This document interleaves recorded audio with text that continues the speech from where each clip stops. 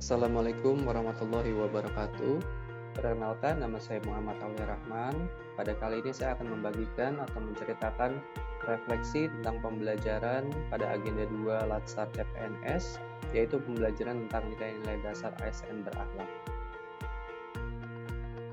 Berakhlak sendiri merupakan nilai-nilai dasar ASN yang merupakan anagram dari berorientasi pelayanan, yaitu berkomitmen memberikan pelayanan prima demi kepuasan masyarakat, akuntabel, bertanggung jawab atas kepercayaan yang diberikan, kompeten, terus belajar mengembangkan kapabilitas, harmonis, saling peduli dan menghargai perbedaan, loyal, berdedikasi dan mengutamakan kepentingan bangsa dan negara, adaptif, yaitu terus berinovasi dan antusias dalam menggerakkan ataupun menghadapi perubahan, yang terakhir, kolaboratif, yaitu membangun kerjasama yang sinergis.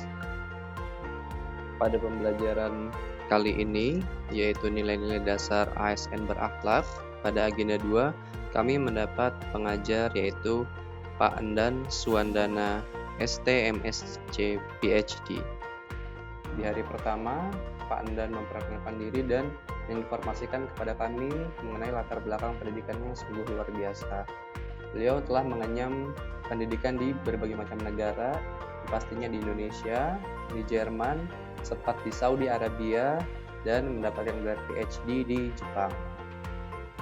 Dari latar belakang pendidikan yang luar biasa, kami memahami bahwa Pak Andan sudah mengamalkan nilai dasar ASN, yaitu kompeten, selalu memperkaya ilmu dan menjadi ahli di bidang, serta menginspirasi kami ASN muda untuk mencari ilmu sebanyak-banyaknya agar kompeten di bidangnya. Bapak Andan juga sempat menyinggung teori mengenai tacit knowledge, yaitu ilmu yang kita dapatkan atau pengetahuan yang kita dapatkan berdasarkan dari pengalaman pribadi kita, bukan dari textbook. Dalam proses mencari ilmu nanti, ketika kita melanjutkan pendidikan S2 maupun S3, mungkin banyak teori-teori yang kita dapat, tapi tacit knowledge yang kita dapat pun akan lebih banyak dan akan lebih bermanfaat untuk kita untuk meningkatkan pelayanan kepada masyarakat. Pada pembelajaran hari pertama, juga Pak Andan sempat menyinggung bahwa pentingnya orientasi sebelum kita melakukan pekerjaan.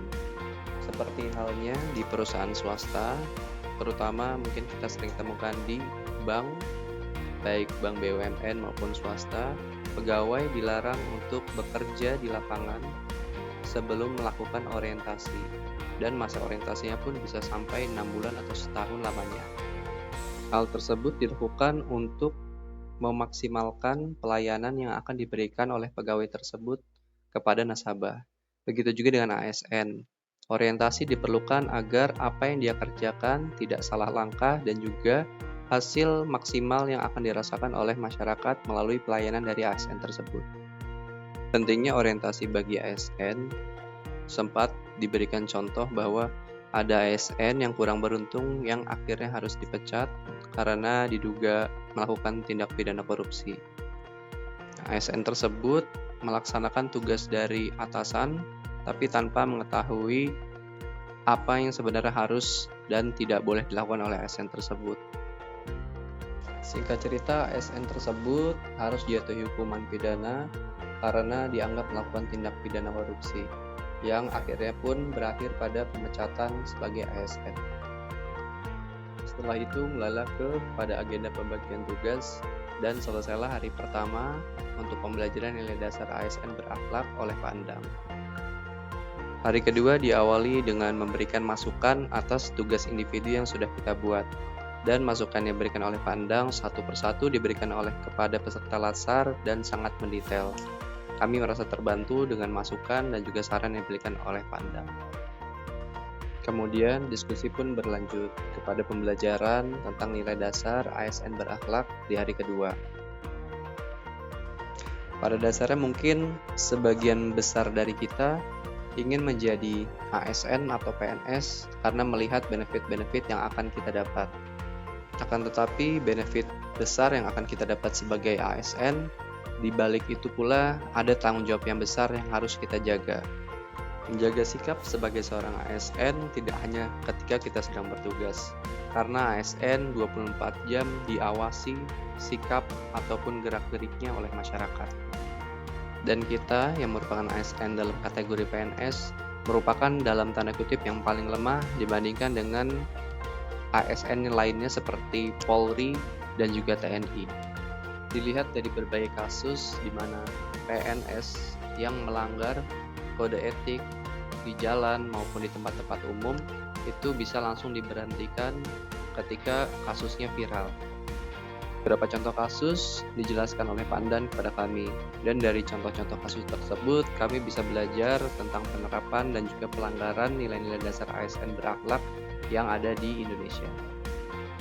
Dalam bahasan selanjutnya, Pak Andan kembali menyinggung soal kasus yang pernah terjadi di hari pertama, yaitu ada PNS yang akhirnya dipecat karena diduga melakukan tindak pidana korupsi. Padahal PNS tersebut baru saja diangkat menjadi PNS dan masa kerjanya hanya 2 tahun saja sebagai PNS sebelum akhirnya dipecat. Pak Andan menekankan soal akuntabel, yaitu kita bisa bertanggung jawab atas apa yang kita kerjakan. Dan sebisa mungkin kita menyiapkan alibi ataupun bukti jika kita berada di bawah tekanan atasan untuk melakukan hal yang tidak seharusnya kita lakukan.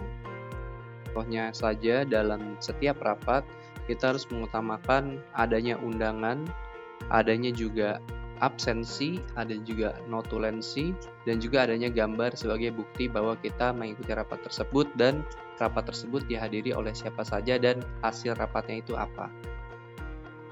Dari pembelajaran hari pertama dan juga hari kedua, dapat saya simpulkan bahwa nilai-nilai dasar ASN berakhlak sangat perlu kita implementasikan dalam kehidupan sehari-hari. Karena kita sebagai ASN diawasi oleh masyarakat 24 jam.